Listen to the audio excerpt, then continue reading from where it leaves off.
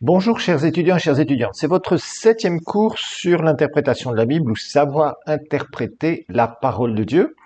Et nous avons déjà bien avancé dans ce cours, mais nous avons encore du travail. Vous avez vu qu'il y a beaucoup de notions qui sont pas forcément très évidentes à bien comprendre. Alors on a vu dans la leçon numéro 1 le danger donc des faux docteurs, des faux prophètes. On va pas revenir là-dessus.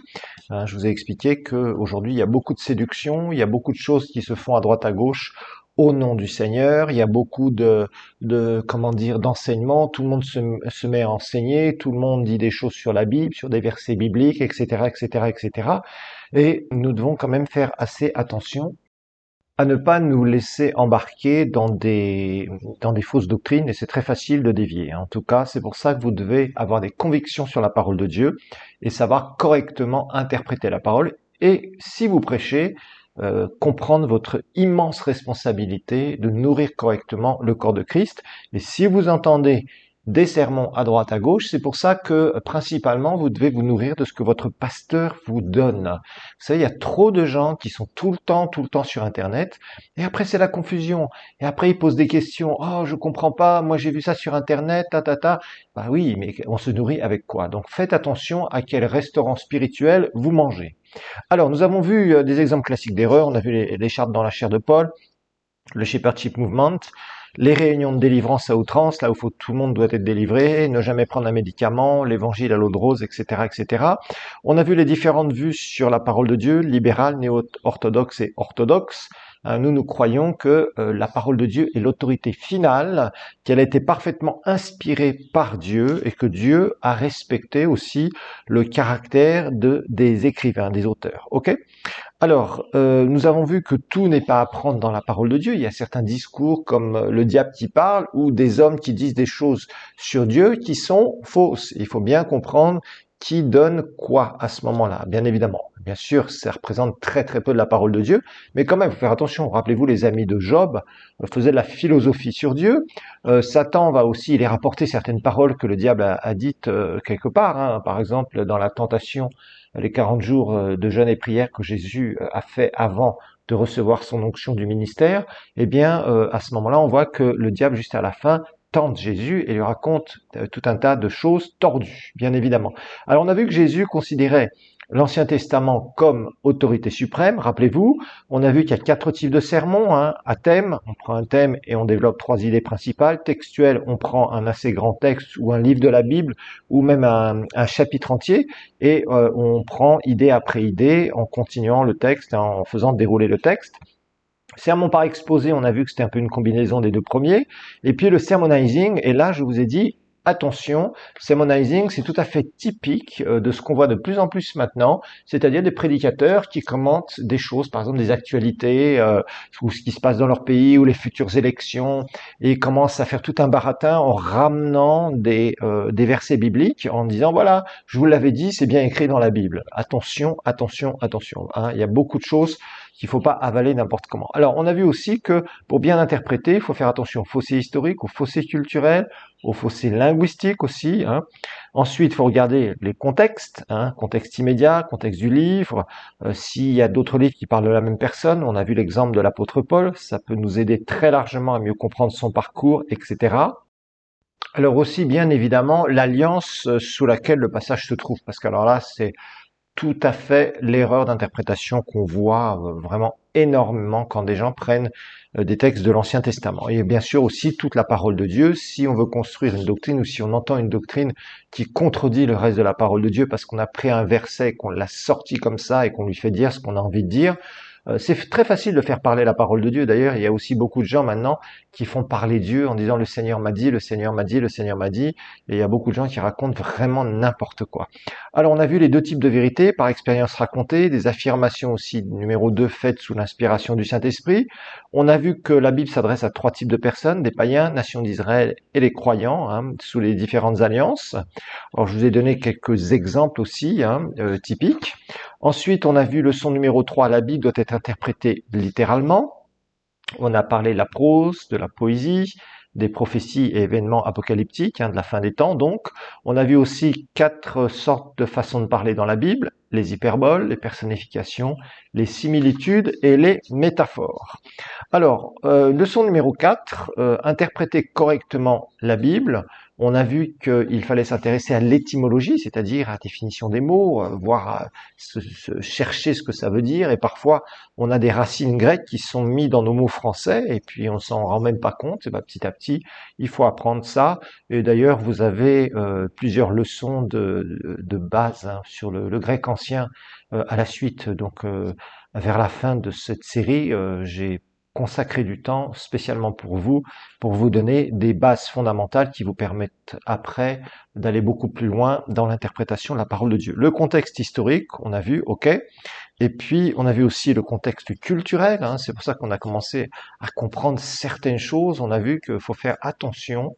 On peut pas prendre un texte comme ça et faire fi de tout le contexte qu'il peut y avoir tout autour. Donc, faut faire attention.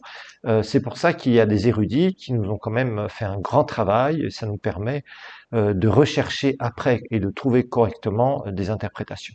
Ok, maintenant nous en sommes au grand D. Comprendre la différence entre les passages implicites et les passages explicites. Comprendre la différence entre les passages implicites et les passages explicites. Comprendre la différence entre les passages implicites et les passages explicites. Alors ça aussi, c'est quelque chose qui est important. On va expliquer ce que c'est. Notez que les passages implicites, ce sont des passages, les passages implicites, ce sont des passages dans lesquels quelque chose est suggéré. Donc les passages implicites, ce sont les passages dans lesquels quelque chose est suggéré, mais cette chose n'est pas pleinement déclarée. Donc c'est pas pleinement déclaré, ouvertement déclaré. Donc ce sont des passages dans lesquels quelque chose est suggéré. Je vais vous donner des exemples bien sûr, mais cette chose n'est pas pleinement déclarée. Ça, c'est passage implicite. Alors maintenant, les passages explicites, c'est le contraire, c'est pas compliqué. Les passages explicites, ce sont des passages où les choses sont pleinement déclarées. Ce sont les passages où les choses sont pleinement déclarées. Donc, il n'y a pas d'ombre, pour l'interprétation, c'est clair. Voilà, il n'y a pas à se poser des questions. Est-ce que ça peut vouloir dire ça ou est-ce que ça peut vouloir dire autre chose? Non, on sait exactement ce que ça veut dire. Alors, par exemple, Colossiens 2,15. Colossiens 2,15, c'est vraiment un passage tout à fait explicite. Il a dépouillé les dominations et les autorités, il les a livrées publiquement en spectacle, en triomphant d'elles par la croix. Voilà, on sait que Jésus a dépouillé l'autorité légale que le diable avait sur nous, sur nos vies d'une manière générale. Voilà, parce qu'on lui appartient. Donc ça, c'est important à comprendre et c'est clairement déclaré. Donc voilà, on voit que c'est un passage explicite. Alors, par exemple, un passage implicite, il faut faire attention parce que quand on a un passage implicite, on va voir un exemple là dans 2 Thessaloniciens, on peut pas construire, notez qu'on peut pas construire une doctrine sur les passages implicites. Il faut faire attention. On ne peut pas construire une doctrine sur un passage implicite. Alors vous allez me dire, c'est quoi un passage implicite exactement? Je vais vous en donner un exemple. Voilà, donc on ne peut pas construire une doctrine sur un passage implicite. Donc rappelez-vous, il y a les passages implicites, les passages explicites. Implicite, il y a quelque chose qui est suggéré, mais c'est pas déclaré ouvertement. Passage explicite, là c'est déclaré ouvertement et il n'y a pas de sujet à se poser des questions sur l'interprétation. L'interprétation, ça va être de fait, c'est clair, c'est direct. Ok? Donc le passage implicite, par contre, lui, comme c'est pas pleinement déclaré, il faut faire attention de ne pas construire une doctrine dessus. Un exemple typique, c'est donc 2 Thessaloniciens chapitre 2. On va regarder donc 2 Thessaloniciens chapitre 2 au verset 7. Alors, ça parle de la fin des temps. Et on va regarder d'abord au verset 5. Ne vous souvenez-vous pas que je vous disais ces choses lorsque j'étais encore chez vous, et maintenant vous savez ce qui le retient, afin qu'il ne paraisse pas en son temps. On parlait de l'Antichrist. Car le mystère de l'iniquité agit déjà, il faut seulement que celui qui le retient ait disparu. Alors apparaîtra l'impie, verset 8, que le Seigneur Jésus détruira par le souffle de sa bouche, etc. Donc, ça nous parle de la fin des temps. Hein. Je vais rapidement vous expliquer le contexte ici. Vous aurez plus d'explications dans le cours sur dispensation, bien évidemment. Mais l'idée ici, c'est, on se pose la question. Il y a quelque chose ou quelqu'un qui retient le fait que justement la tribulation arrive et l'enlèvement de l'Église se passe juste avant le début de la tribulation et que l'Antichrist puisse apparaître. Voilà. Alors, il y a eu beaucoup d'encre qui a coulé parce que il est parlé du mystère de l'iniquité, verset 7, qui agit déjà. Il faut seulement que celui qui le retient ait disparu. Alors, il y a eu des questions là-dessus. Qu'est-ce qui retient ce mystère de l'iniquité? C'est-à-dire cette montée satanique sur le monde entier qui va amener une grande séduction et une immense persécution contre les vrais enfants de Dieu, une opposition terrible comme on n'aura jamais vu sur la terre pendant la tribulation. Qu'est-ce qui le retient? Voilà. Et ça, c'est la question qu'on a justement. On se pose la question, on se dit, mais qu'est-ce qui retient ce mystère de l'iniquité? Qu'est-ce qui se passe? Qu'est-ce qu'il a voulu dire, etc., etc., etc. Verset 6, et maintenant vous savez ce qui le retient, afin qu'il ne paraisse qu'en son temps. Alors, il y a eu plusieurs interprétations. Il y a certains qui ont dit non, c'est le Saint-Esprit qui est là, qui le retient, parce que le Saint-Esprit, c'est grâce à lui qu'on peut prêcher l'Évangile, etc., etc. Alors, sinon, d'autres ont dit non, c'est l'Église. Pour l'instant, c'est l'Église. Tant que l'Église est là, l'ambassade est là, et la déclaration de la guerre, parce que c'est Dieu qui initiera bien sûr la tribulation en envoyant ses jugements, comme nous allons le voir. Souvent, la tribulation est vue comme quelque chose, c'est Satan qui va faire ça, qui va faire... Non, non, c'est Dieu qui va envoyer ses jugements sur la terre, sur les hommes, pour montrer qu'il est Dieu et qu'il va reprendre, au bout de 7 ans, la gestion de sa propriété, la terre. Vous étudierez ça dans ce cours justement sur les dispensations. Donc on va largement étudier ça, mais entre-temps, on voit que il y a quelque chose qui retient le fait que cette montée de l'iniquité, c'est-à-dire cette opposition qui va se créer, parce que Satan sait qu'il aura très peu de temps, et il va faire ce gouvernement mondial, il va mettre cet antichrist, il va y avoir des faux prophètes, etc., etc. Alors, la question était de se dire, est-ce que c'est le Saint-Esprit ou est-ce que c'est l'Église? Bah, c'est pas très clair, voilà. Donc, il y a un passage c'est un passage implicite, il y a quelque chose qui retient ce mystère de l'iniquité, mais qui ou quoi? Voilà, ça c'est la question. Et on n'a pas vraiment de réponse. Bon, apparemment c'est l'Église, puisque Dieu ne peut pas déclarer la guerre ouvertement aux hommes hein, qui seront restés après l'enlèvement de l'Église, sans enlever sa bien-aimée, sans enlever son ambassade. Voilà, hein. On déclare jamais la guerre, on commence jamais une guerre en gardant une ambassade quelque part, sinon ça peut être dangereux pour ceux qui restent. Voilà. Alors Jean 1.1, Jean 1.1. Alors là aussi, on a des règles d'interprétation sur Jean chapitre 1, verset 1. Alors on connaît tous ce verset, au commencement était la parole, et la parole était avec Dieu, et la parole était Dieu. Alors, la parole était Dieu, littéralement dans le grec c'est kai theos, en o logos, et non pas kai o logos, c'est-à-dire il n'y a pas d'article devant Dieu. Ça veut dire que clairement, hein, c'est vraiment un passage clairement explicite, ça veut dire la parole était Dieu. Il n'est pas dit la parole était un Dieu, kai o theos, voilà, le Dieu, et un Dieu, voilà. Mais directement, c'est clair, c'est que ici, quand on compare d'ailleurs avec 2 Corinthiens 4.4, il y a pas d'article dans Jean 1.1, ça veut dire la parole était Dieu. Il n'y a pas d'article entre le verbe être et le nom Dieu.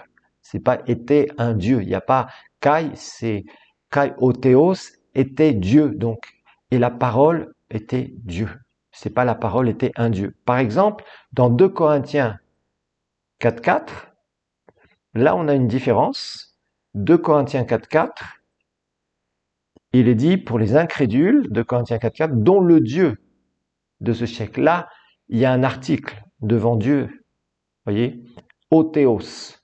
pour désigner Satan qui est celui qui dirige aujourd'hui, qui règne malheureusement sur les systèmes de ce monde.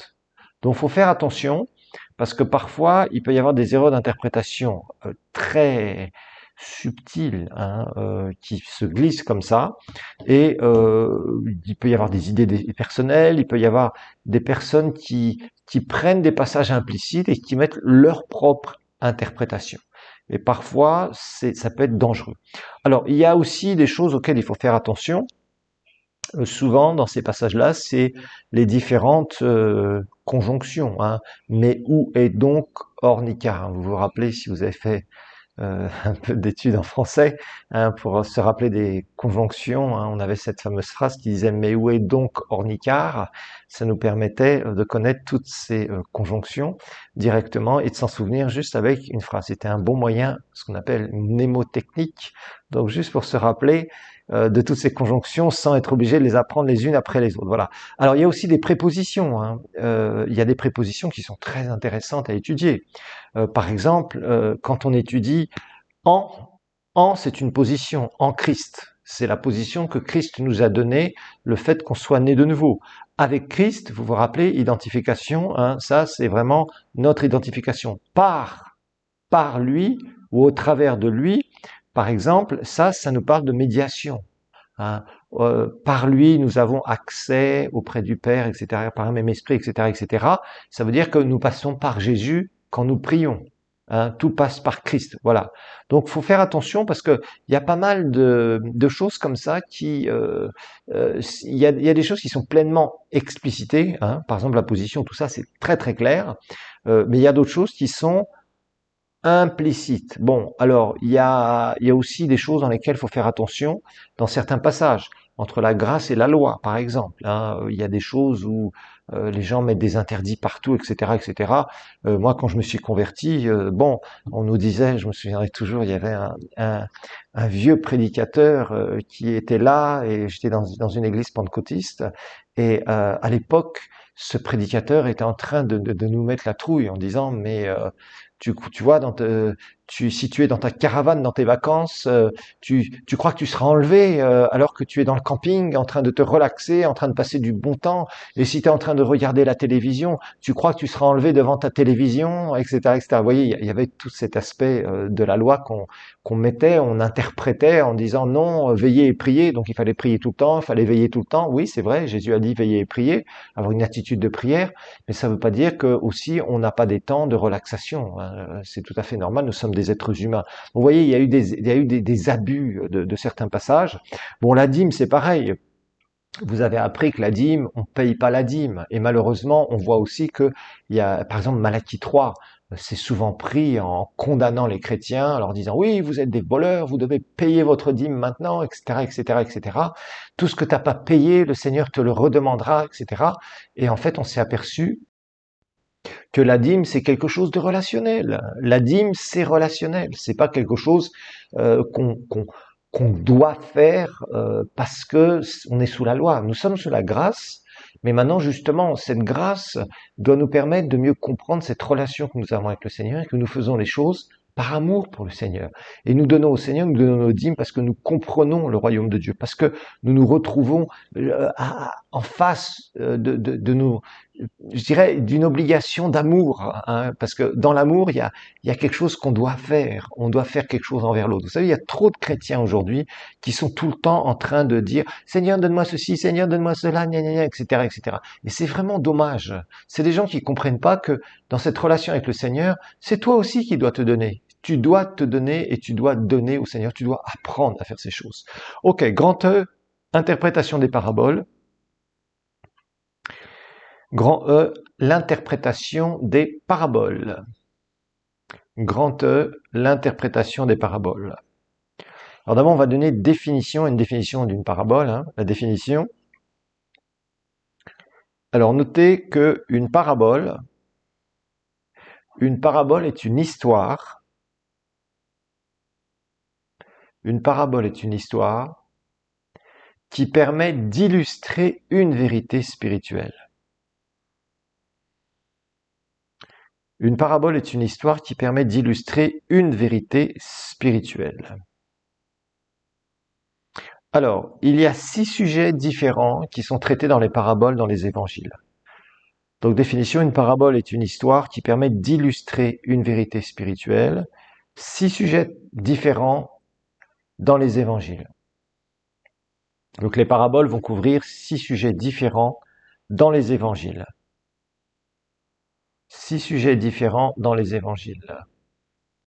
Numéro 1, la progression de la parole de Dieu dans le monde. 1. La progression de la parole de Dieu dans le monde. 1. La progression de la parole de Dieu dans le monde. Numéro 2. Le résultat de la propagation de l'évangile dans le monde. Le résultat de la propagation de l'évangile dans le monde. Numéro 2, donc le résultat de la propagation de l'évangile dans le monde. Numéro 3, la fin des temps. Numéro 3, la fin des temps. Numéro 4, Dieu envers les Juifs et les païens. Dieu envers les Juifs et les païens. Numéro 4, Dieu envers les Juifs et les païens. 5. La nature du royaume de Dieu. 5. La nature du royaume de Dieu. 6. La venue du royaume de Dieu. 6. La venue du royaume de Dieu. Alors, il faut qu'on comprenne une chose, c'est qu'on ne peut pas tirer une doctrine à partir d'une parabole. Donc, il faut faire attention, parce que là, on peut déraper très facilement. On ne peut pas tirer une doctrine comme ça, qui sort du cadre de la parole de Dieu comme cela. Ça illustre une vérité spirituelle, mais on ne peut pas en tirer des doctrines, parce que sinon on va se perdre, ça va être, je dirais, on commence à regarder tous les détails, on commence à interpréter tous les détails, et là on risque de se casser la figure, entre guillemets, c'est-à-dire on risque de sortir de la saine doctrine. Donc il faut faire attention. Alors, quand on regarde une parabole, il faut voir plusieurs choses. Donc d'abord, en quoi est-ce que la parole, cette parabole va parler de Jésus? D'accord? Donc ça c'est important. En quoi cette parabole parle-t-elle de Jésus? C'est-à-dire, où se trouve la personne de Jésus dans la parabole? Donc ça, c'est important. Hein. Alors, est-ce que ça parle aussi de la mission de Jésus? Donc, les principes d'interprétation des paraboles, c'est en quoi est-ce qu'elles parlent de Jésus? Par exemple, l'histoire des... Vous savez, Jésus a donné des paraboles, un homme de haute naissance est parti, etc., puis il revient, etc. On sait que l'homme de haute naissance, c'est le Seigneur, bien sûr.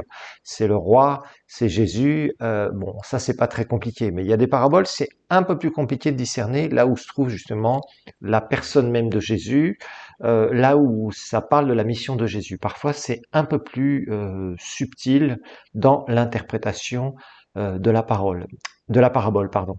Alors, il y a la parabole des 10 vierges, par exemple, aussi, hein, ça c'est une parabole de la fin des temps, dans Matthieu 25, on l'étudiera dans Dispensation, bien évidemment, et puis il y a par exemple la parabole du grain de moutarde, hein, du grain de sénévé, dans Matthieu 13, hein.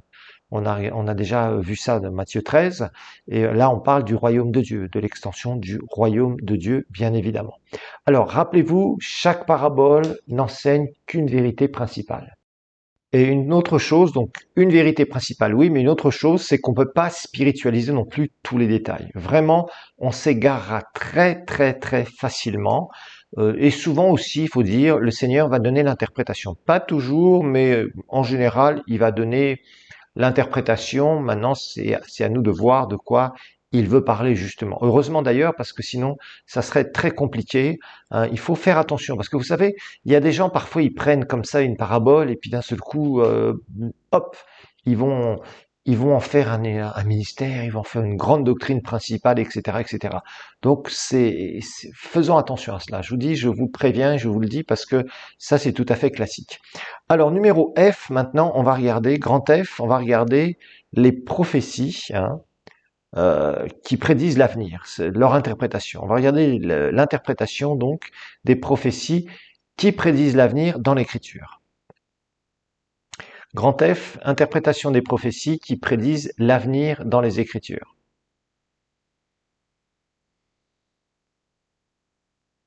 Donc là aussi, on va voir, faut pas faire n'importe quoi, il faut pas faire dire n'importe quoi à ces prophéties, d'accord? Donc bien sûr, ce sont des prophéties, ce qu'on appelle eschatologiques, de la fin des temps. Tous ces termes, n'auront plus de grands mystères quand on va étudier les dispensations, ne vous inquiétez pas. Là, on est obligé d'en parler parce que pour l'interprétation de la Bible, il y a toujours quelque part des prophéties eschatologiques. Alors, il y a des endroits géographiques qu'on peut identifier, bien sûr, mais qui sont des symboles. Par exemple, Babylone. Babylone, c'est symbole du monde, symbole des systèmes de ce monde.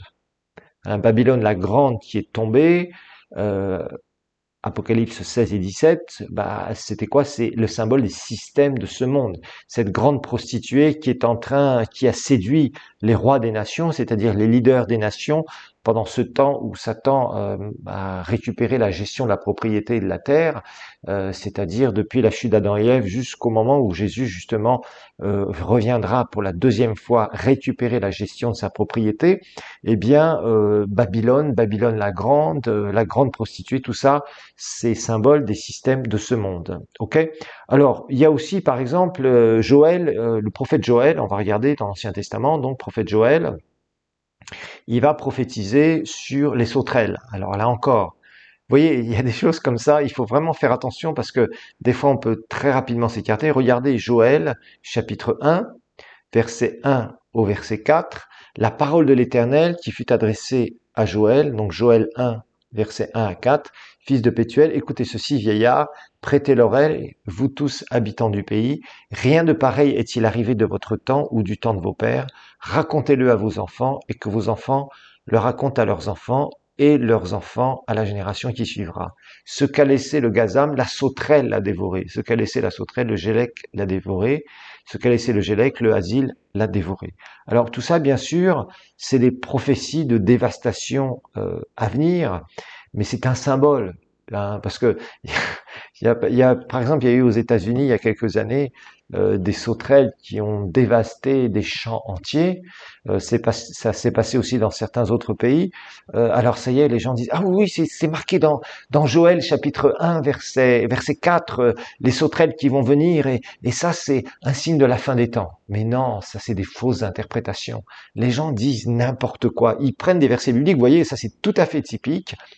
Quand il y a une certaine catastrophe naturelle, les gens regardent et ils se disent ah mais oui, mais ça c'est marqué dans la Bible, ça veut dire qu'on est dans ce temps-là. Pas du tout. Ça n'a rien à voir.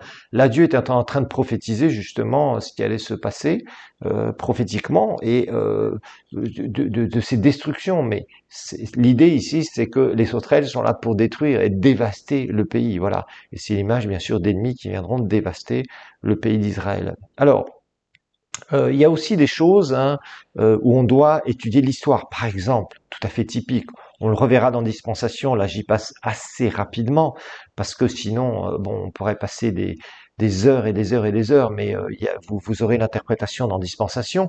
Par exemple, dans Matthieu 24, Jésus va parler de la destruction du temple. Alors ça aussi, ça a fait couler beaucoup d'encre. Ok, Matthieu 24, Jésus parle au début, il va dire voilà, comme Jésus s'en allait au sortir du temple, ses disciples s'approchèrent pour lui en faire remarquer les constructions. Verset 2, il leur dit, voyez-vous tout cela? Je vous le dis en vérité, il ne restera pas ici pierre sur pierre qui ne soit renversée. Il s'assit sur la montagne des Oliviers et les disciples vinrent en particulier lui faire cette question. Dis-nous, quand cela arrivera-t-il et quels seront les signes de ton avènement et de la fin du monde? Il y avait 3 questions ici que le Seigneur que les disciples ont posées au Seigneur justement pour le futur parce qu'ils étaient étonnés. Jésus passe dans le temple et il leur dit voilà, il va pas rester pierre sur pierre.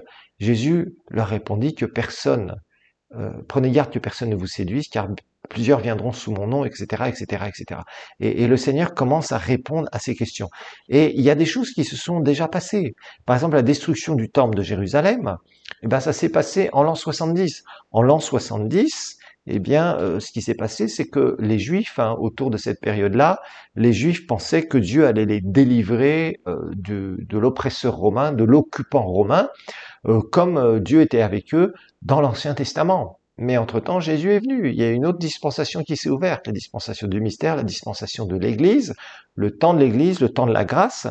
Et ce qui s'est passé, c'est que les Juifs étaient absolument certains. Vous savez, les Juifs n'ont jamais été très forts en armes, en guerre. Hein. Franchement, quand on voit l'Ancien Testament, si Dieu n'avait pas été là et n'était pas intervenu maintes fois pour eux, ils auraient été complètement détruits. Mais le Seigneur a fait de grands miracles pour la nation juive à l'époque de la loi. On les voit, des fois ils vont combattre Dieu. Rappelez-vous l'histoire de Gédéon. Hein, Dieu dit finalement, je veux peu de monde, hein, je veux très peu d'entre vous. Je crois qu'il en restait 300. Et vous allez battre les Madianites, et ils y ont été. Et ils ont battu les Madianites parce que Dieu était là et qu'il a mis la terreur au milieu de ce peuple. Vous voyez, bon, tout ça on le voit. On voit pas que les Juifs étaient de grands guerriers, il faut le dire. Dans le désert, Dieu les a délivrés des ennemis. À Canaan, Dieu a fait des miracles sur miracles, les murailles de Jéricho qui tombent, etc. Enfin bref, il y a eu beaucoup de choses comme ça qui se sont passées. Et ils pensaient encore que Dieu était avec eux dans ce domaine-là. Et alors les Juifs se sont révoltés contre les Romains. Et les Romains se sont fâchés et ils ont détruit Jérusalem et la nation d'Israël n'a plus existé jusqu'en 1948. Imaginez-vous, hein, presque 19 siècles où Israël n'a plus existé en tant que nation. Voilà, donc il y a une partie qui s'est déjà accomplie. Pierre sur pierre, ça s'est accompli en l'an 70. Vous voyez, donc quand vous lisez certains textes où il est parlé de certaines prophéties même eschatologiques, où par exemple le Seigneur a fait telle ou telle déclaration, il faut regarder si ça s'est déjà passé ou pas. Voilà. Alors, par exemple, dans l'Apocalypse, hein, chapitre 2, chapitre 3, on voit, comment dire, il y a le Seigneur qui apparaît à Jean, et puis après, il y a des anges qui conduisent Jean d'une certaine manière, il y a des messages qui sont donnés, par exemple, aux 7 églises, Apocalypse 2 et 3. Et là, on voit que ces 7 églises ont déjà existé, elles existaient à l'époque. Mais bien sûr, il y avait aussi un message. Certains ont prophétisé que sur ces 7 églises, c'était les 7 périodes de l'histoire de l'Église. Bon, il y a des discussions là-dessus, il y a des interprétations là-dessus, etc., etc. Bon, il y a des choses avec lesquelles personnellement je suis d'accord, d'autres peut-être un peu moins.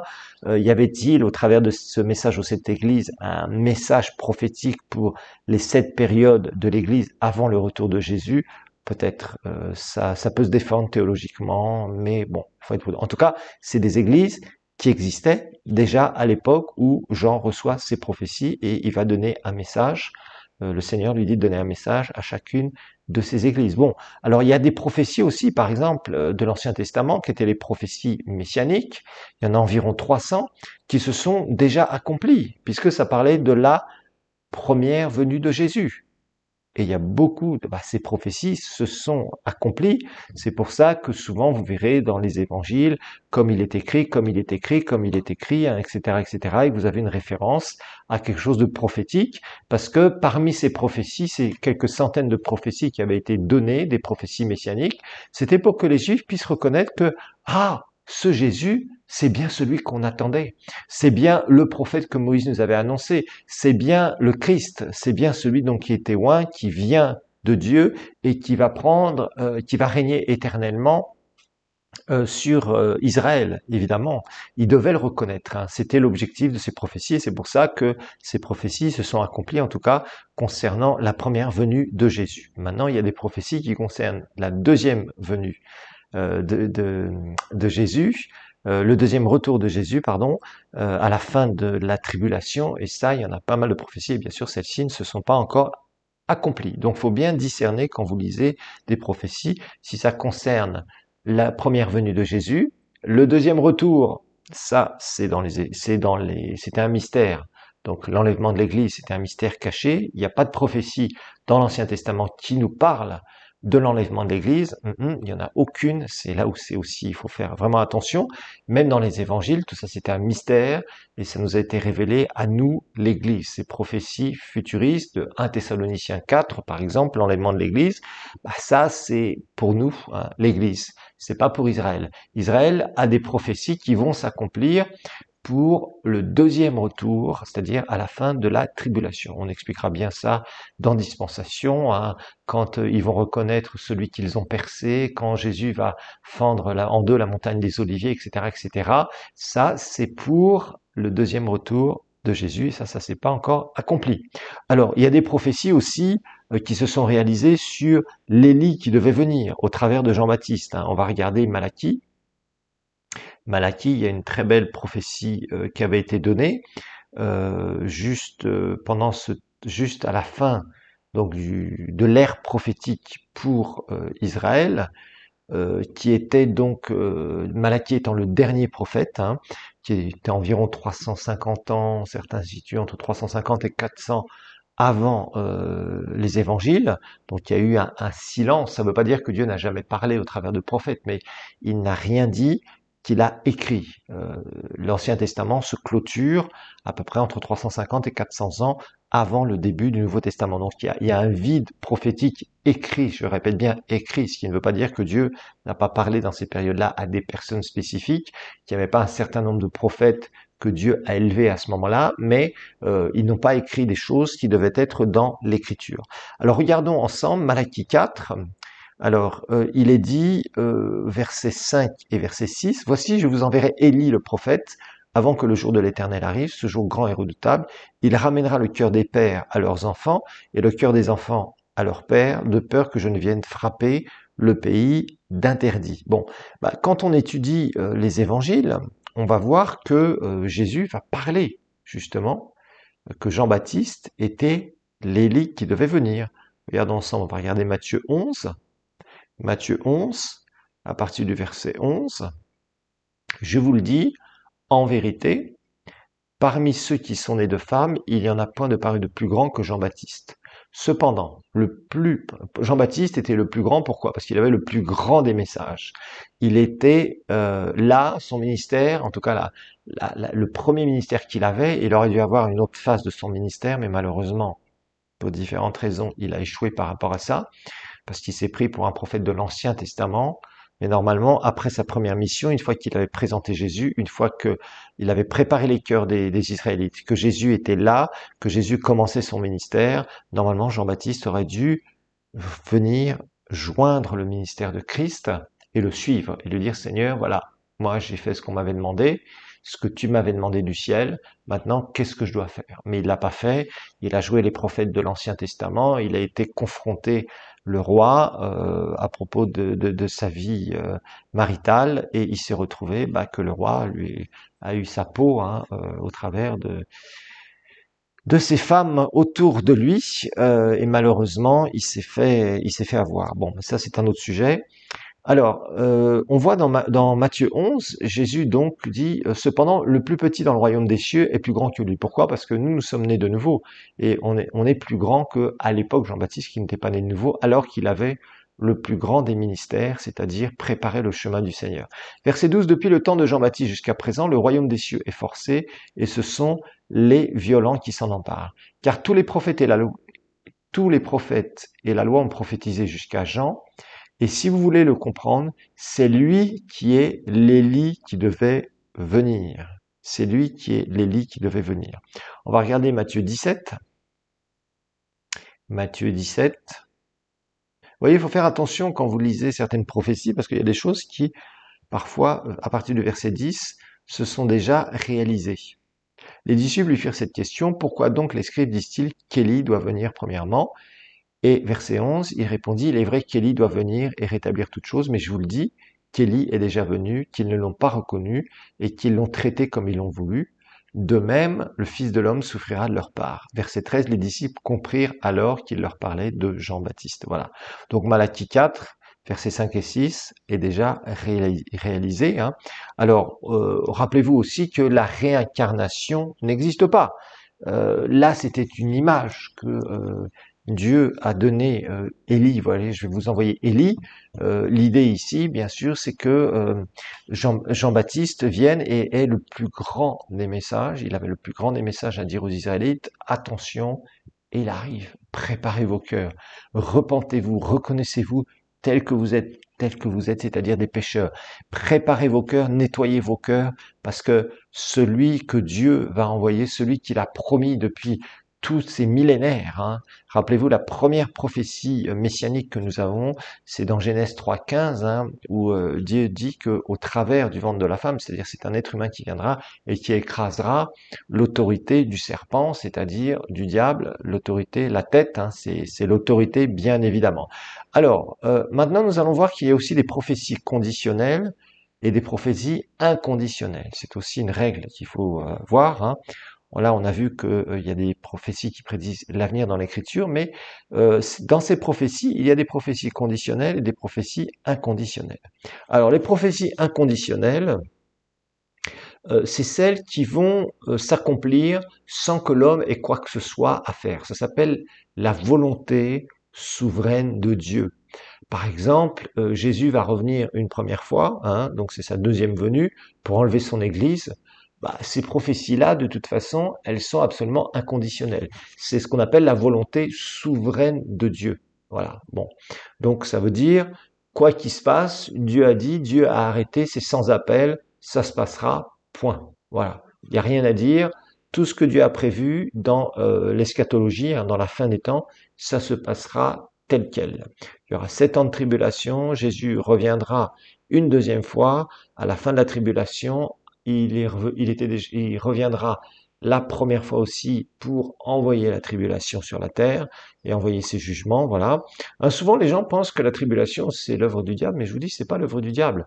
Lisez à partir d'Apocalypse 5, vous verrez, l'agneau qui ouvre les 7 sceaux, eh bien, c'est bien quelque chose qui va se passer. Et là, Dieu envoie ses jugements sur la terre. Alors, les prophéties conditionnelles, bah, c'est par exemple quand le prophète Jonas est envoyé à Ninive. Dieu l'envoie à Ninive et Jonas va être fâché d'ailleurs. Hein, il avait un caractère un peu spécial, le prophète Jonas, parce que Ninive s'est repenti. Ninive était remplie de péchés et Dieu envoie son serviteur pour les prévenir qui va détruire la ville, qui va détruire la ville. Mais le roi de Ninive se repent. Et il amène tout le peuple de Ninive à se repentir. Et à ce moment-là, Dieu enlève son jugement. Il dit non, bon, j'ai vu leur attitude, donc je ne vais pas détruire cette ville, je ne vais pas les juger. Et Jonas était fâché. Et Dieu, d'ailleurs, a beaucoup d'humour, hein. Il va détruire, il va faire pousser le ricin, le petit arbre, et il va détruire ce ricin, et Jonas est fâché, et Dieu lui donne une bonne leçon sur son amour et sa compassion. Alors, la mort du roi Ézéchias, hein, Ésaïe prophétise, va voir le roi Ézéchias de la part de Dieu, et Ézéchias se met devant le Seigneur, c'est dans 2 Rois 20, et là, on voit que Ézéchias se met devant le Seigneur, s'humilie devant le Seigneur, et Dieu lui rallonge 15 ans de sa vie. Voilà. Pourtant, c'était une prophétie où Dieu lui disait, voilà, maintenant arrange tes affaires, tu vas mourir. Hein. Et le Seigneur a vu le cœur d'Ézéchias, et voilà, le Seigneur a dit, bon, ok, je vais te rajouter 15 ans. Voilà. Et Isaïe n'était pas encore sorti, il était à peine sorti de la cour du roi, que le Seigneur lui dit, va, retourne et dis-lui ça. Donc vous voyez, ça c'est des prophéties dites conditionnelles. Ok. Bon, on avait quand même étudié ça dans les prophéties aussi, hein, je vous rappelle. Hein, donc c'était juste quand même, faut faire attention. Donc il y a différentes choses comme ça qu'il faut bien interpréter. Hein, donc ne prenez pas n'importe quelle prophétie, étudiez si elles se sont déjà accomplies, étudiez si elles sont conditionnelles, si elles sont inconditionnelles, avant de donner une interprétation quelconque. Alors maintenant, Granger, on va voir les consultations des ouvrages de référence. Hein. On va regarder ça. Alors, pour nous aider, hein, il y a quand même pas mal d'ouvrages. J'en parle un peu plus loin dans les notions de grec que je vous donne, hein, donc dans ce cours aussi, vous verrez dans les cours suivants. Après qu'on ait vu entre autres toute l'étude sur le tabernacle, qu'on ait vu aussi les types et les ombres, etc., etc. Ça fait partie de votre cours. Après tout cela, je vous donne des notions de grec et je vous explique aussi certains outils qui sont à votre disposition et qui seront facilement utilisables. Donc pour nous aider justement dans notre étude personnelle, bah, il y a quand même pas mal de choses qui ont été créé par l'homme, justement, sur l'écriture. Donc d'abord, nous avons les traductions. Alors c'est bien, bon, il y a différentes traductions. Je vous rappelle, et je vous le dis, il faut toujours que vous ayez une Bible papier. Ça, c'est important. Alors, la meilleure traduction en français, c'est pour moi, c'est la Louis II révisée. 1978, 75 ou 78. Je trouve que c'est une bonne traduction. Elle a été bien révisée. Maintenant, on a sorti tout un tas de traductions français courant, tout ça. Je ne vous les recommande absolument pas parce qu'il y a des mots, on le verra un peu plus tard, il y a des mots clés qui nous aident. Par exemple, prophétiser, ils disent prêcher sous l'inspiration, avec inspiration du Saint-Esprit. C'est pas ça, la prophétie. Ça fait partie des dons spirituels. Vous voyez, il y a des choses comme ça dans le français courant. Personnellement, je vous les déconseille à 100%. Prenez une bonne traduction second révisée. Et puis, il y a ce qu'on appelle les Bibles avec commentaires. Hein, je vous explique ça un peu plus tard aussi. La Scofield, hein, je vous en donne plus de détails un peu plus loin. Et puis aussi la Thomson, c'est bien. Si vous avez ce genre d'outils, ça vous aidera. Les concordances aussi, on en parle aussi un peu plus loin. Là, je vous fais juste une petite un petit résumé de ce dont on va parler d'ailleurs plus loin. Les concordances, bah, c'est pratique, hein, vous prenez un mot et puis vous avez tous les versets qui contiennent ce mot. Par contre, il faut faire attention parce que il nous faut un dictionnaire à côté. Alors tout ça, maintenant, ce sont des outils qu'on trouve facilement sur Internet. Hein. Vous allez sur Google, vous tapez tous les versets bibliques qui contiennent le mot là, et puis ça va vous sortir toutes les références. Maintenant, il faut tripoter un peu sur Internet, il faut fouiller dans différents sites Internet, mais maintenant, franchement, sur Internet, il y a tout ce qu'il faut.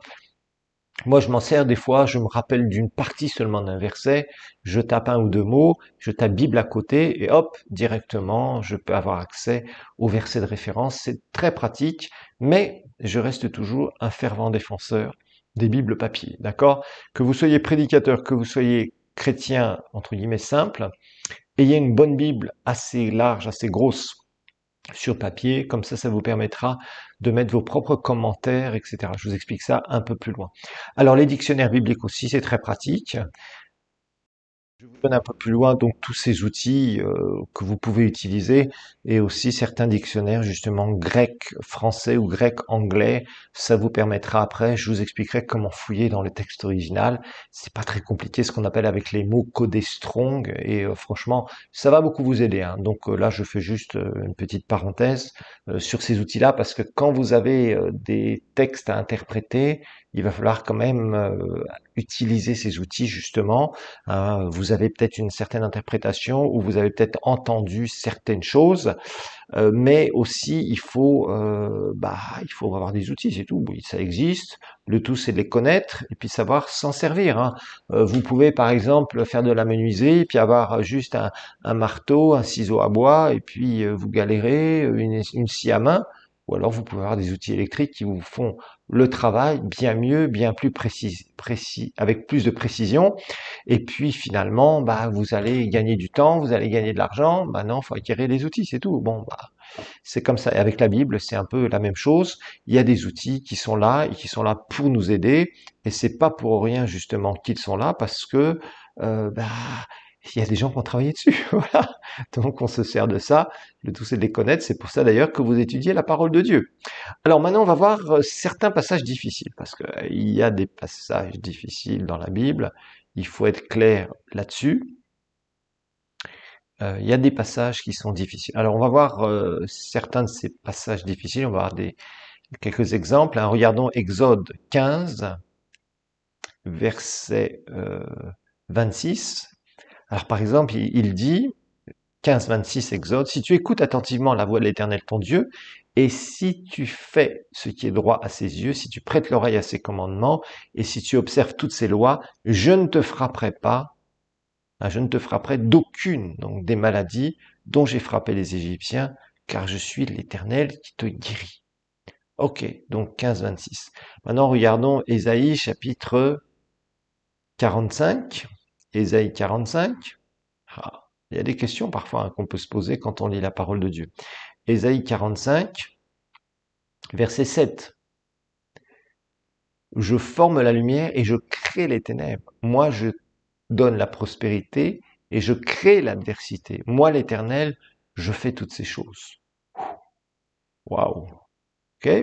Maintenant, on va regarder le prophète Michée, ou Mickey, mais c'est pas Mickey, hein, c'est pas le dessin animé. Regardons Michée ou Mickey comme vous voulez, chapitre 1, verset 12. La tente de Marot tremble pour son salut, car le malheur est descendu de la part de l'Éternel jusqu'à la porte de Jérusalem. Alors quand on lit des passages comme ça, on se dit, est-ce que c'est Dieu qui frappe? Est-ce que c'est Dieu qui crée les ténèbres? Est-ce que c'est Dieu qui crée le mal, etc. Alors il faut savoir que dans l'hébreu, hein, il n'y a pas une grande différence. Hein. D'abord, il y a deux temps précisément.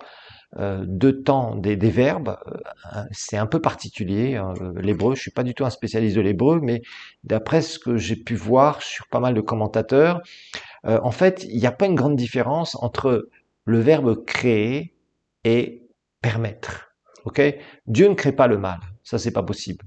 Dieu ne crée pas le mal. Par contre, il va permettre le mal, et souvent ce qui va se passer, c'est quand l'homme désobéit, Dieu prévient que il va y avoir telles choses qui vont lui tomber dessus. Pourquoi? Parce que le péché, le trafic avec le diable amène quoi? Amène des droits de la part du diable pour faire justement un certain nombre de choses à notre encontre. Hein. Et dans l'Ancien Testament, c'était tout à fait particulier parce que en fait, il y avait cet aspect où Dieu était là et à partir du moment où l'homme se mettait dans la désobéissance, eh bien, il ouvrait la porte à quoi? À ce que l'ennemi vienne et qu'il ait des gros problèmes. Voilà, tout simplement. Alors, pour l'Égypte, par exemple, c'était pas la volonté parfaite de Dieu de frapper les Égyptiens. Maintenant, il y a eu des miracles que Dieu a fait clairement pour amener une repentance de la part de Pharaon. Mais Pharaon a refusé, il s'est endurci, et justement, ça a créé des jugements. Alors, il faut faire attention entre les jugements où Dieu vient frapper les hommes, ce qui n'est pas le cas dans le temps de la grâce. Faisons attention.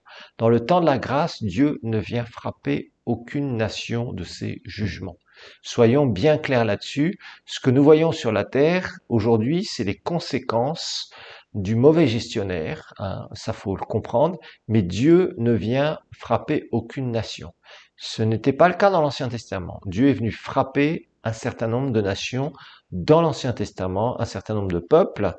Il a envoyé des jugements. Par exemple, le déluge était un jugement de la part de Dieu.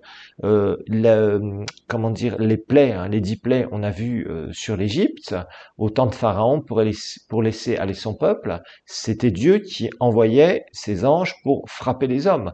Pendant la tribulation, quand vous étudiez l'Apocalypse, à partir du chapitre 5, jusque assez loin, hein, pratiquement, je dirais pas vers la fin de l'Apocalypse, mais en tout cas, disons jusqu'au, je crois, au chapitre 19, si mes souvenirs sont bons, eh bien, on voit que le Seigneur va venir frapper les hommes. Il frappe des plaies, il ouvre ses sceaux. Les sceaux, ce sont des jugements qui viennent. Et puis après, il y a les dernières, les 7 coupes de la colère de Dieu dans le 7e sceau. Et là, on voit que Dieu frappe, frappe, frappe et frappe de plus en plus fort et de plus en plus vite. On étudiera ça dans les dispensations. Mais faisons attention, nous ne sommes pas dans un temps où Dieu va venir juger son peuple, hein, parce que ça, on voit qu'il y a des choses comme ça qui se passent, où les chrétiens interprètent n'importe comment et disent n'importe quoi. Faisons bien attention. Bon, par exemple, nous avons des passages comme Lévitique chapitre 10, hein, où on voit Nadab et Abihu à prendre du feu étranger, c'est-à-dire ils n'étaient pas habilités, ils n'étaient pas loin par Dieu comme Dieu avait ordonné à Moïse concernant Aaron et les sacrificateurs. Nadab et Abihu viennent et ils viennent avec leur propre feu, hein, et ils s'approchent de la sainteté de Dieu et là ils sont foudroyés.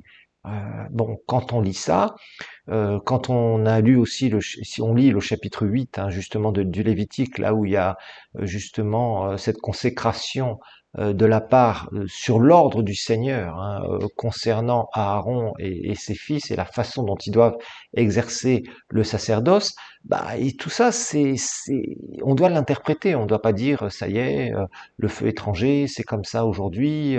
Voilà comment on interprète les choses, etc., etc., avec l'onction, etc. Faisons bien attention, hein. Il y a des choses qu'on doit bien interpréter de la bonne manière. Regardez sous quelle alliance nous sommes. C'était des pécheurs qui s'approchaient de la présence de Dieu.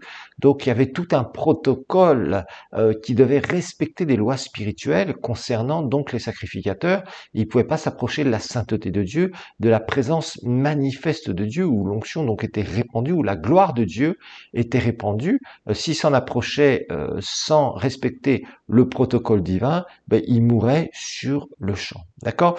Alors, rappelons-nous aussi que la Bible est une révélation progressive, donc on doit regarder sous quelle alliance les passages se trouvent pour pouvoir les interpréter justement, si c'est l'Ancien Testament, si c'est dans la loi de Moïse, si c'est dans les prophètes, si c'est dans la Nouvelle Alliance, etc., etc.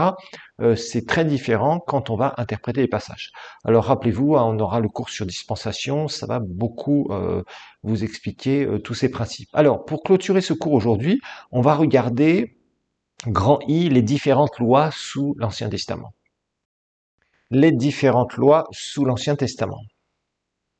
Donc, il y avait 3 sortes de lois sous l'Ancien Testament. Numéro 1, les lois sur les cérémonies. Les lois sur les cérémonies. Alors, vous en faites pas dans l'étude sur le tabernacle qui va venir juste dans les prochains cours. Là, vous allez découvrir beaucoup de choses. Il y a beaucoup de passages de l'Épître aux Hébreux qu'on va prendre justement en regardant un peu ce qui se passait dans la loi de Moïse et quels étaient ces types, les ombres, les préfigurations du sacrifice de Jésus. Alors notez que les lois sur les cérémonies, ce sont des sacrifices, les sacrifices et les rites, tous les sacrifices qu'on offrait. Alors les sacrifices et les rites, c'est-à-dire la façon dont on devait offrir les sacrifices. Donc ce sont les sacrifices et les rites. Alors tous les sacrifices, bien sûr, pointent vers Jésus. Donc ce sont les sacrifices et les rites. Donc les lois sur les cérémonies, c'est le premier type de loi sous l'Ancien Testament.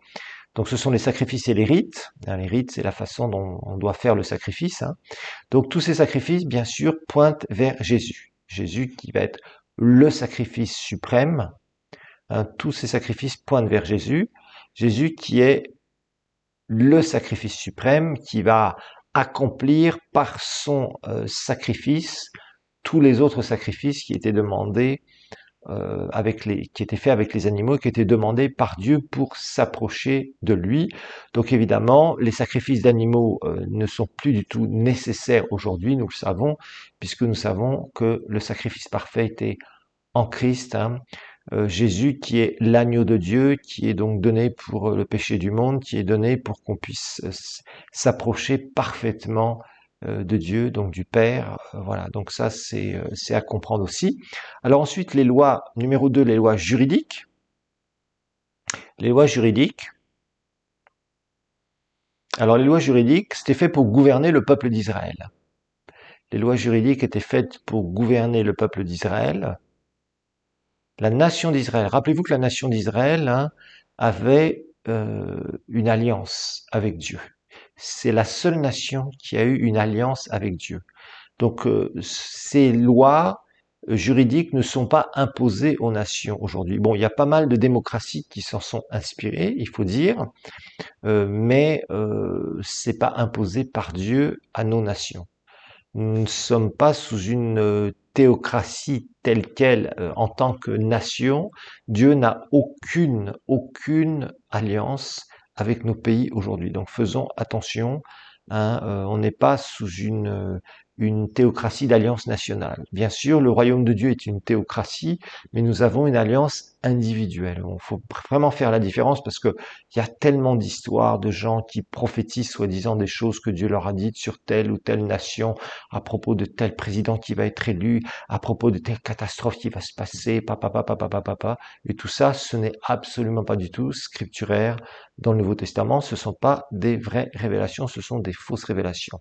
Dieu prophétise sur son peuple, sur les réveils, sur ce qui va se passer spirituellement, ça on est entièrement d'accord, mais pas du tout sur qu'est-ce qui va se passer dans telle nation politiquement parlant. Tout ça c'est vraiment complètement bidon.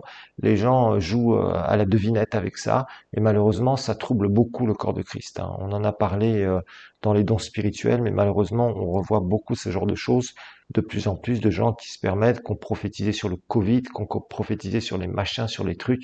Franchement, c'est du n'importe quoi. Et d'ailleurs, on se demande bien où sont ces prophètes avec leurs fausses révélations aujourd'hui. Ce qui est bizarre, c'est que les gens continuent à écouter ce genre de personnages, et je trouve ça absolument triste. Vivement que Dieu restaure, c'est vraiment une de mes prières, le vrai ministère prophétique, parce que franchement, on voit beaucoup du tout et du n'importe quoi. Alors, les lois morales maintenant. Les lois morales, ça a été donné par Dieu pour toute l'humanité en fait, hein. Euh, elles sont toujours d'actualité, hein. C'est la façon dont on se comporte bien sûr. Ça reflète le caractère, la sainteté de Dieu, hein, pour vivre en société, pour respecter son prochain. Voilà, ça reste quelque chose qui s'impose, hein, qui devrait s'imposer à toutes les individus qui vivent dans les différentes nations. Jésus lui-même les a parfaitement respectés, hein, il les a vécus, etc., etc. Mais ça montre vraiment le caractère, la sainteté de Dieu, et ça aide justement l'homme à vivre avec le respect de l'autre. Voilà pour ce cours, hein. Donc vous avez le syllabus, hein. Je vous rappelle, il y a beaucoup, je vous ai prévenu en introduction, hein, que vous aurez beaucoup de choses à voir et à apprendre sur ce cours de l'interprétation de la Bible. C'est pas un cours qui est facile, il y a beaucoup de choses, beaucoup de notions que nous abordons, et vous allez voir, on va en découvrir de plus en plus, hein. Donc la prochaine leçon, ce sera les types et les ombres, et